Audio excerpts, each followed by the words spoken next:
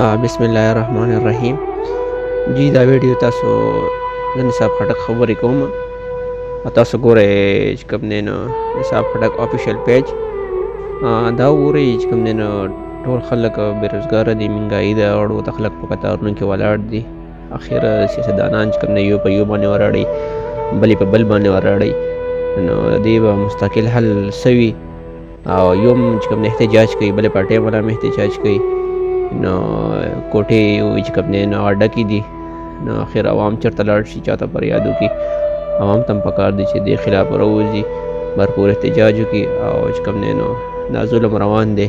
اخر موږ به مهنګایي ده، یو بله چې کوم دی غربت دی، یو بله چې کوم دی نو حالات دومره خراب دي چې کاروبارونه ټول هر څه بند شوي دي. نو اخر عوام چېرته لاړ شي، چاته فریاد وکړي. کم یو هم چې راځي نه، کم یو هم باچا صدر راځي نه، وزیر اعظم راځي نه، هغه چې کوم دی خپل مفاد لپاره، کرسۍ لپاره چغې وایي او د غریب دپاره څوک هم اواز نه اوچتوي. نو موږ ټولو د خپل ملګرو ته دغه ریکویسټ کوو چې یاره دې خلاف بھرپور مهم دی وچلېږي او چې کوم دی نو غریب ته انصاف میلاو شي. زموږ میندې خویندې هغه په قطارونو کې ولاړ دي، په لاین کې ولاړ دي او وړو دپاره چې کوم دی منډې تړې وایي. نو ډېر زیات د افسوس خبره ده، ډېر زیات چې کوم دی نو خفه شو.